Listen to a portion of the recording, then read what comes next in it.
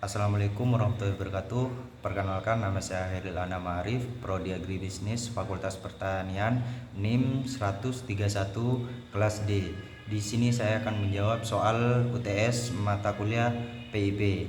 Yang pertama yaitu definisi pertanian. Menurut saya, pemerintah adalah kegiatan mengelola sumber daya alam hayati agar menghasilkan nilai produk yang lebih tinggi dengan bantuan teknologi, modal, tenaga kerja, dan manajemen agar menciptakan komoditas pertanian.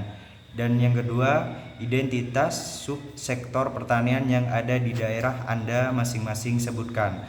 Tanaman pangan yaitu padi, perkebunan yaitu jagung, peternakan yaitu sapi, kambing, dan ayam, hortikultura yaitu tomat, cabai, dan sawi.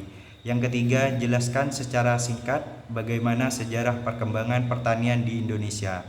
Dulu, pertanian di daerah seperti kurang maju karena belum mengenal adanya teknologi seperti sekarang. Lalu perkembangan zaman seperti saat ini mulai mengenal seperti traktor, kolbi, dan lain-lain. Akhirnya mulai perkembangan dan petani mulai lebih kreatif. Sekarang juga sudah terbentuknya kelompok tani memudahkan petani untuk sharing tentang perkembangan usahanya agar lebih baik dari sebelumnya. Dan petani di Indonesia juga sekarang bisa mengekspor hasil pertanian ke negara lain. Hal itu juga bisa menambah nilai jual lebih tinggi hasil pertaniannya. Seperti pertanian di Indonesia hari demi hari sudah mulai pesat perkembangannya.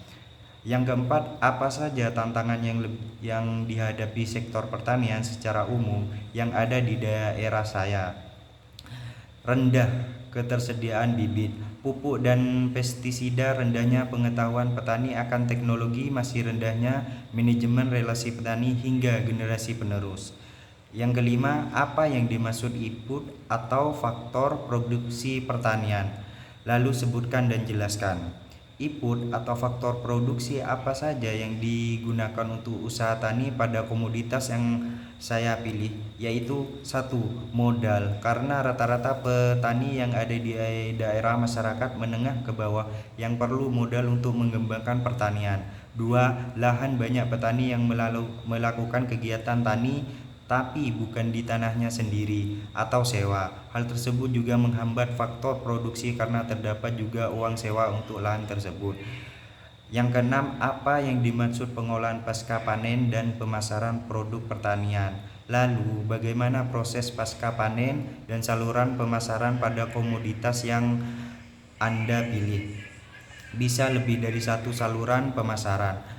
Pasca panen adalah penanganan hasil tanaman setelah dilakukan panen, sedangkan pemasaran pertanian berarti kegiatan bisnis menjual produk komoditas pertanian sesuai dengan kebutuhan dan keinginan pembeli.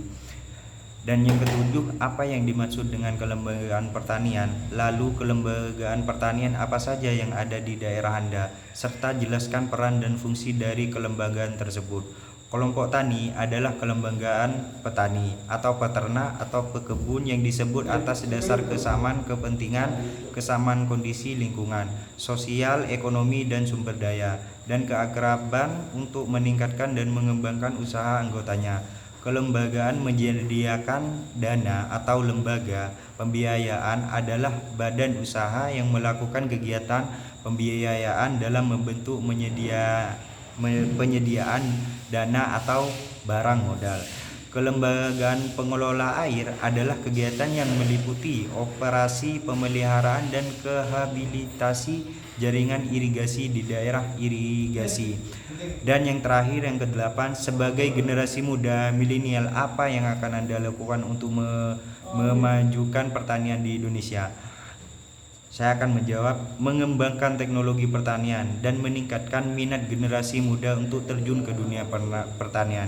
Cukup sekian dari saya, kurang lebihnya mohon maaf. Assalamualaikum warahmatullahi wabarakatuh.